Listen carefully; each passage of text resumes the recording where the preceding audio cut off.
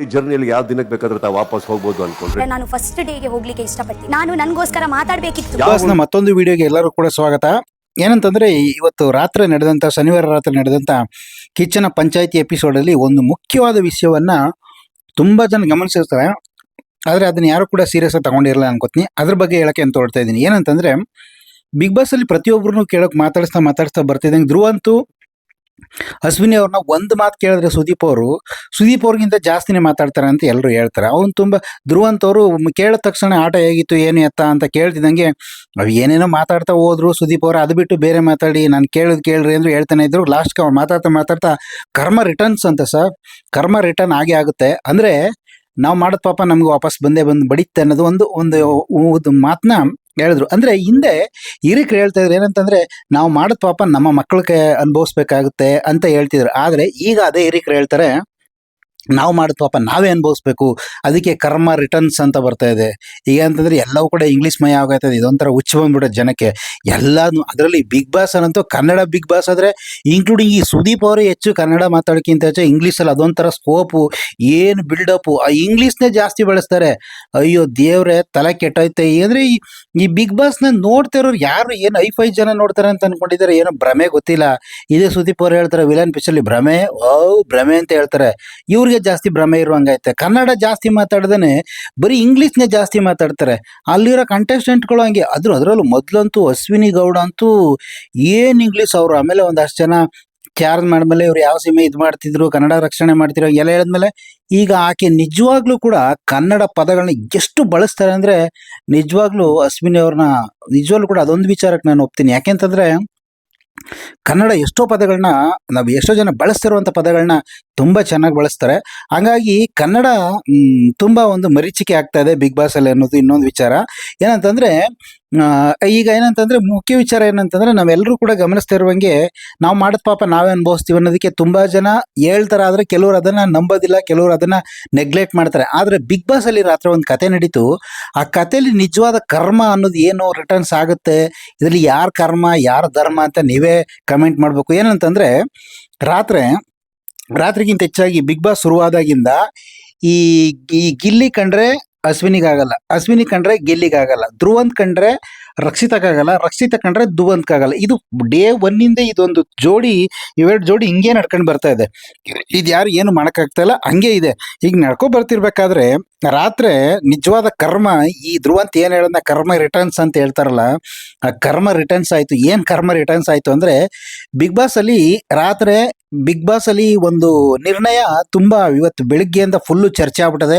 Including colours ಕನ್ನಡಕ್ಕೆ ಬೈಬೇಕಾದಂಥ ಜನಗಳು ಸುದೀಪ್ ಅವ್ರಿಗೂ ಕೂಡ ತುಂಬಾ ನೆಗೆಟಿವ್ ಆಗಿ ಬೈತಿದ್ದಾರೆ. ನೀವು ಮಾಡಿದ ತಪ್ಪು, ಧ್ರುವಂತ್ಗೆ ನೀವು ಏನೋ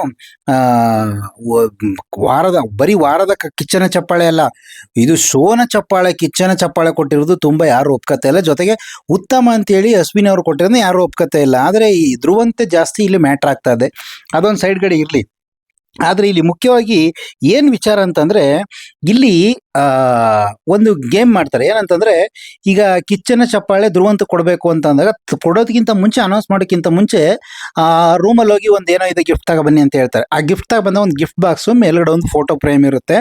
ಯಾರಿಗೆ ಕಿಚ್ಚನ ಚಪ್ಪಾಳೆ ಸಿಗುತ್ತೆ ಅದನ್ನ ಯಾರು ಓಪನ್ ಮಾಡ್ತೀರಾ ಹೇಳಿ, ಯಾರ್ದಿರ್ಬೋದು ಕಿಚ್ಚನ ಚಪ್ಪಾಳೆ ಸಿಕ್ಕಿರ್ಬೋದು ಅಂತ ಹೇಳಿ ಕೈ ಎತ್ತಿ ಅಂದ ತಕ್ಷಣನೇ ಮೊದಲು ಯಾರು ಎತ್ತಾರೆ ಕೈ ಅಂತಂದಾಗ ಮೊದಲನೇ ಸಾರಿಗೆ ರಕ್ಷಿತ ಎತ್ತಾಳೆ. ರಕ್ಷಿತ ಹೆಂಗ್ ಎತ್ತಾಳೆ ಅಂದ್ರೆ ಅದು ಪ್ಲಾನು ಅಲ್ಲ, ಏನೂ ಅಲ್ಲ. ಇದು ಯಾವುದು ಒಂದ್ಸಾರಿ ಬಿಗ್ ಬಾಸ್ ಪ್ಲಾನೆಡ್ ಗೇಮ್ ಅಂತಂತಾರೆ, ಅದಲ್ಲ. ಅದ್ರ ರಾತ್ರಿ ಇದನ್ನ ಯಾರು ಓಪನ್ ಮಾಡಿ ನೋಡಿ ಹೇಳ್ತಾರೆ ಯಾರು ಸಿಕ್ಕಿರುತ್ತೆ ಕಿಚ್ಚನ ಚಪ್ಪಾಳೆ ಸಾರಿದು ಅಂತ ಸುದೀಪ್ ಕೇಳಿದಾಗ ಈ ಎಲ್ರು ಕೂಡ ಕೈ ಎತ್ತೋಕ್ಕಿಂತ ಮುಂಚೆ ಈ ರಕ್ಷಿತ ಕೈ ಎತ್ಬಿಟ್ಟು ನಾನು ತೆಗಿತೀನಿ ಅಂತ ಅವಳೇ ಓಡ್ ಬಂದ್ಲು. ಸರಿ ಅಂದ್ಬಿಟ್ಟು ಓಪನ್ ಮಾಡಿದ್ರೆ ಅಲ್ಲಿ ನೋಡಿ ಕರ್ಮ ರಿಟರ್ನ್ಸ್ ಅಂತ ಹೇಳ್ತಾರಲ್ಲ. ಆಮೇಲೆ ದುರ್ದೈವ ಏನಂತಂದ್ರೆ ಯಾರಿಗೆ ಕಿಚ್ಚನ ಚಪ್ಪಾಳೆ ಸಿಕ್ಕಿರೋದು ಅಂತಂದ್ರೆ ಧ್ರುವಂತ್ ಕಂಡ್ರೆ ಈ ರಕ್ಷಿತಗಾಗಲ್ಲ, ರಕ್ಷಿತ ಕಂಡ್ರೆ ಈ ಧ್ರುವಂತ್ಗಾಗಲ್ಲ. ಈ ಧ್ರುವಂತ್ಗೆ ಕಿಚ್ಚನ ಚಪ್ಪಾಳೆ ಸಿಕ್ಕಿರೋದನ್ನ ಇವಳೆ ಓಡ್ ಬಂದ್ಬಿಟ್ಟು ಸೆಲೆಕ್ಟ್ ಮಾಡಕ್ಕೆ ಆಯ್ಕೆ ಹಾಕ್ಬಿಟ್ಟು ಓಡ್ ಬಂದು ಈಕೆನೆ ಅದು ಓಪನ್ ಮಾಡಿ ನೋಡ್ತಾಳೆ. ಮಕ್ ಕೊಡ್ದಂಗೆ ಆಗುತ್ತೆ ಹುಡುಗಿಗೆ. ಇದಕ್ಕೆ ಇದು ಒಂದ್ ಕಡೆ. ಇದಕ್ಕೆ ಹೇಳೋದು ನೋಡಿ, ಒಬ್ರು ಕಂಡ್ರೆ ಒಬ್ರಿಗೆ ಆಗ್ತಿರ್ಲಿಲ್ಲ ಅಂತ ಹೇಳ್ತಾರೆ. ಕರ್ಮ ರಿಟರ್ನ್ಸ್ ಅಂದ್ರೆ ಇಲ್ಲಿ ಧ್ರುವಂತದ ಕರ್ಮನೋ ರಕ್ಷಿತದ ಕರ್ಮನೋ ನೀವೇ ಕಮೆಂಟ್ ಮಾಡಿ ಇದಕ್ಕೆ ಮಾತ್ರ. ಯಾಕೆಂತಂದ್ರೆ ನೋಡಿ ಅನ್ಎಕ್ಸ್ಪೆಕ್ಟೆಡ್ ಇದು ಈ ಅಕಸ್ಮಾತ್ ಏನಾದ್ರು ಧ್ರುವಂತೆ ಸಿಕ್ಕದೆ ಅಂತಂದ್ರೆ ಆ ಹುಡುಗಿ ಬಂದು ನಿಜವಲ್ಲೂ ಒಪ್ತಿರ್ಲಿಲ್ಲ. ಯಾಕಂತಂದ್ರೆ ಅವಳು ಇಷ್ಟನೇ ಇರ್ತಿಲ್ಲ. ಅದು ಒಂದ್ ಕಡೆ ಆದ್ರೆ, ಇವ್ರ ಜೋಡಿದ ಒಂದ್ ಕಡೆ ಆದ್ರೆ, ನೆಕ್ಸ್ಟು ಈ ವಾರದ ಉತ್ತಮವನ್ನ ಅಶ್ವಿನಿ ಕೊಟ್ರು. ಅಶ್ವಿನಿ ಕೊಟ್ಟಾಗ ಉತ್ತಮ ಯಾರು ಅಂತ ಕೊಡ್ಬೇಕು ಅಂತಂದಾಗ ಒಂದು ಬಾಕ್ಸ್ ಇದೆ ತಗೊಬನ್ನಿ ಅಂತ ಹೇಳಿದ್ರು. ಮನೆಯಿಂದ ರೂಮ್ ಒಳಗಡೆ ತಂದಿಟ್ರು. ತಂದಿಟ್ಟ ಮೇಲೆ ಅಲ್ಲಿ ಉತ್ತಮದ್ದು ಒಂದು ಫೋಟೋ ಫ್ರೇಮ್ ಇತ್ತು ಮೇಲ್ಗಡೆ, ಅದಕ್ಕೂ ರ್ಯಾಪರ್ ಹಾಕಿ ಗಿಫ್ಟ್ ಕವರ್ ಹಾಕಿರು. ಒಂದು ಗಿಫ್ಟ್ಗೂ ಕೂಡ ಒಂದು ದೊಡ್ಡ ಕವರ್ ಗಿಫ್ಟ್ ರ್ಯಾಪರ್ ಮಾಡಿದ್ರು. ಒಂದು ದೊಡ್ಡ ಗಿಫ್ಟ್ ಬಾಕ್ಸ್ ಒಂದಿತ್ತು, ಅದ್ರ ಮೇಲೆ ಒಂದು ಫೋಟೋ ಫ್ರೇಮ್ಗೊಂದು ಗಿಫ್ಟ್ ಕವರ್ ಹಾಕಿ ಇಟ್ಟಿರು. ಇದನ್ನ ಯಾರು ಎತ್ತೀರಾ, ಇದನ್ನ ಯಾರು ಓಪನ್ ಮಾಡ್ತೀರಾ ಅಂತ ಕೈ ಎತ್ತಿ ಅಂದ ತಕ್ಷಣನೇ ಗಿಲ್ಲಿ ಓಡ್ ಬಂದ ನಾನ್ ತೆಗಿತೀನಿ ಅಂದ್ಬಿಟ್ಟು. ಗಿಲ್ಲಿ ಓಡ್ ಬಂದಾಗ ನಿಜವಾಗ್ಲೂ ಕೂಡ ಗಿಲ್ಲಿ ಓಪನ್ ಮಾಡಿದ ತಕ್ಷಣ ಅಲ್ಲಿ ಯಾರಿಗಿತ್ತು ಅಂತಂದ್ರೆ ಉತ್ತಮ ಅಶ್ವಿನಿಗಿದೆ. ಅಶ್ವಿನಿ ಕೊಟ್ಟದ್ ಎಲ್ರೂ ಕೂಡ ಗಾಬರಿ ಆಗೋದ್ರು, ನೋಡ್ತಿರೋರು ಎಲ್ರು. ಜೊತೆಗೆ ಅಶ್ವಿನಿ ಉತ್ತಮ ಕೊಡೋದನ್ನ ಗಿಲ್ಲಿನೇ ಬಂದು ಓಪನ್ ಮಾಡ್ಬೇಕಾ ನೋಡಿ. ಅಂದ್ರೆ ಕರ್ಮ ರಿಟರ್ನ್ಸ್ ಅಂತಂದ್ರೆ ಹೇಗಾಗಿದೆ ಅಂತಂದ್ರೆ ನಿಜವಾಗ್ಲೂ ಕೂಡ ಇಲ್ಲಿ ರಕ್ಷಿತಾ ತಾನಾಗೆ ಬಂದು ಧ್ರುವಂತ ಎತ್ತದ್ಲು. ಇದು ಯಾರು ಹೇಳ್ಕೊಟ್ಟದ್ದು ಅಲ್ಲ, ಪ್ಲಾನ್ಡು ಅಲ್ಲ, ಎಂಥದ್ದು ಅಲ್ಲ, ಕಾಕತಾಳಿಯನೂ ಅಲ್ಲ. ನೋಡಿ, ಕರ್ಮ ರಿಟರ್ನ್ಸ್ ಅಂತ ಹೇಳ್ತಾರಲ್ಲ, ನಾವು ಮಾಡೋದ್ ಪಾಪ ನಾವೇ ಅನುಭವಿಸ್ಬೇಕು ಅಂತ ಹೇಳ್ತಾರಲ್ಲ. ಇಲ್ಲಿ ನೋಡಿ, ಇವ್ರು ಮಾಡಿದ ಇದಕ್ಕೆ ಇವ್ರಿಗೆ ಪಾಪಗಳು ಹಿಂಗೆ ಬಂತು. ಅಂದ್ರೆ ಈ ಧ್ರುವಂತನ ರಕ್ಷಿತ ಎತ್ತದ್ಲು. ಈ ಇದು ಏನ್ ಕೊಟ್ರು ಅವ್ರಿಗೆ ಒಂದು ಚಿಚ್ಚನ ಚಪ್ಪಾಳೆನ. ಈ ಅಶ್ವಿನಿಗೆ ಉತ್ತಮ ಅಂತ ಕೊಡುವಾಗ ಯಾರಿಗೆ ಸಿಕ್ಕಿರ್ಬೋದು ಉತ್ತಮ ಅಂತ ಅನ್ನೋದು ಯಾರು ಓಪನ್ ಮಾಡ್ತೀನಿ ಅಂತ ತಕ್ಷಣ ಗಿಲ್ಲಿ ಕೈ ಎತ್ತ. ಗಿಲ್ಲಿ ಬಂದು ಓಪನ್ ಮಾಡಿದ ತಕ್ಷಣ ಯಾರಿಗೆ ಸಿಕ್ಕಿರ್ಬೋದು, ಅಶ್ವಿನಿ ಸಿಕ್ಕ ತಕ್ಷಣ ಗಿಲ್ಲಿನೂ ಸಾಕಾಗ್ಬಿಟ್ಟ, ಎಲ್ರೂ ಸಾಕಾಗ್ಬಿಟ್ರು. ಅಂದ್ರೆ ನೋಡಿ, ಇಲ್ಲಿ ಏನ್ ತೋರಿಸುತ್ತೆ ಅಂದ್ರೆ ಒಂದು ಆಟದಲ್ಲಿ ನಾವು ತುಂಬಾ ಕಲ್ತ್ಕೊಳ್ಳೋದಿರುತ್ತೆ. ಅಲ್ಲಿ ಬರೀ ಆಡೋರು ಮಾತ್ರ ಕಲಿಯೋದಲ್ಲ, ನೋಡೋರು ನಾವು ಕಲಿಯುವಂಥದ್ದಿದೆ. ಇದು ಈ ವಿಡಿಯೋ ನೋಡ್ತಾ ಇರುವಂತವ್ರಿಗೆ ನಾನು ಇದು ಹೇಳ್ತಾ ಇರೋದು, ಇನ್ಕ್ಲೂಡಿಂಗ್ ನನ್ನನ್ನು ಸೇರಿದಂಗೆ. ನೋಡಿ, ನಾವು ಮಾಡಿದ ಪಾಪ ನಮಗೆ ಕೂಡ ನಾವೇ ಅನುಭವಿಸ್ಬೇಕು ಅನ್ನೋದಕ್ಕೆ ಇದೊಂದು ದೊಡ್ಡ ಉದಾಹರಣೆ. ಕರ್ಮ ಅನ್ನೋದು ನಮ್ಮನ್ನು ಯಾವತ್ತೂ ಬಿಡೋದಿಲ್ಲ ಅನ್ನೋದಕ್ಕೆ ಗಿಲ್ಲಿ ಅಶ್ವಿನಿ ಮಧ್ಯದಲ್ಲಿದ್ದಂಥ ಒಂದು ಕರ್ಮ ಬಯಲಾಯಿತು. ಮತ್ತೆ ಧ್ರುವಂತ್ ಮತ್ತೆ ಯಾರು ನಮ್ಮ ರಕ್ಷಿತಾ ಮಧ್ಯದಲ್ಲಿರುವಂಥ ಕರ್ಮ ಬಯಲಾಯಿತು.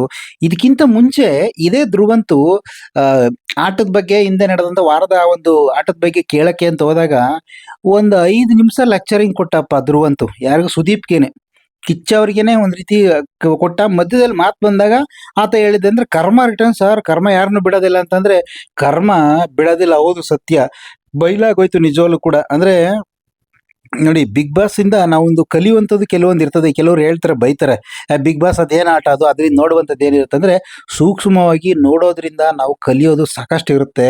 ಬದುಕಿಗೆ ಪ್ರತಿದಿನ ಕಲಿಯೋದು ಇದ್ದೇ ಇರುತ್ತೆ ಅಂತ ಹೇಳ್ತಾರೆ. ಹಂಗೆ ಈ ಬಿಗ್ ಬಾಸ್ ಅಲ್ಲಿ ನಿಜವಾಗ್ಲೂ ಕೂಡ ಕರ್ಮ ಅನ್ನೋದೊಂದು ನಿಜವಾಗ್ಲೂ ಕೆಲಸ ಮಾಡುತ್ತೆ. ನಾವು ಮಾಡಿದ ಪಾಪ ನಾವೇ ಅನುಭವಿಸ್ಬೇಕಾಗತ್ತೆ ಅನ್ನೋದು ನಿಜವಾಗ್ಲೂ ಕೂಡ. ರಾತ್ರಿ 10ನೇ ತಾರೀಕು ಶನಿವಾರ ಕಿಚ್ಚನ ಪಂಚಾಯಿತಿಯ ಎಪಿಸೋಡಲ್ಲಿ ನಿಜವಾಗ್ಲೂ ಕೂಡ ನೋಡಿದವ್ರಿಗೆ ಇದು ಗೊತ್ತಾಗಿರುತ್ತೆ. ನೋಡದವ್ರಿಗೆ ದಯಮಾಡಿ ಇದು ಏನು ಹೇಳಿದ್ವಿ ಅದನ್ನ ಅರ್ಥ ಮಾಡ್ಕೊಂಡಿರಿ ಅಂತ ಹೇಳ್ತಾ, ನಿಜವಾಗ್ಲೂ ಕೂಡ ರಾತ್ರಿ ಕಿಚ್ಚನ ಪಂಚಾಯಿತಿಯಲ್ಲಿ ನಡೆದಂಥ ಈ ಕರ್ಮ ರಿಟರ್ನ್ಸ್ ಅನ್ನೋದಕ್ಕೆ ಯಾರ್ಯಾರು ನಂಬ್ತೀರಾ? ತುಂಬ ಜನ ನಂಬಲ್ಲ. ಅನುಭವಕ್ಕೆ ಬರ್ದಿದ್ದವ್ರು ನಿಜವಾಗ್ಲೂ ಕೂಡ ಕರ್ಮ ರಿಟರ್ನ್ಸ್ ಅನ್ನೋದು ಅವ್ರಿಗೆ ಗೊತ್ತೇ ಆಗೋದಿಲ್ಲ. ಇದು ಏನನ್ಸುತ್ತೆ, ನೋಡಿದವ್ರು ಏನಿಸ್ತು, ನಿಮ್ಗೆ ಏನಿಸ್ತು, ಮತ್ತೆ ಈ ಒಂದು ಟಾಪಿಕ್ ವಿಚಾರ ಬಗ್ಗೆ ನಿಮ್ಗೆ ಏನಿಸ್ತು ಅದನ್ನ ಕಮೆಂಟ್ ಮಾಡಿ. Thank you. ಇದೇ ರೀತಿ ನಮ್ಮ ಕಂಟೆಂಟ್ನ, ಪ್ರತಿಯೊಂದು ಕಂಟೆಂಟ್ನ ನಿಮಗೋಸ್ಕರ ಅಪ್ಡೇಟ್ ಮಾಡ್ತಾ ಇರೋದು. ನಮ್ಮ ಚಾನಲ್ ಈಗ ಹೊಸದಾಗಿ ನೋಡಿದಂಥವ್ರು ದಯಮಾಡಿ ನೀವು ಸಬ್ಸ್ಕ್ರೈಬ್ ಮಾಡ್ಕೊಳ್ಳಿ. ಯಾಕೆಂದರೆ ನಿಮ್ಮ ಒಂದು ಸಬ್ಸ್ಕ್ರೈಬರ್ ನಮಗೆ ಒಂದು ರೀತಿ ಆಸ್ತಿ ಇದ್ದಂಗೆ ಅಂತ ಹೇಳ್ತಾ ಈ ವಿಡಿಯೋಲ್ಲಿ ಮುಗಿಸ್ತಾ ಇದ್ದೀನಿ. ಧನ್ಯವಾದ. Thank you.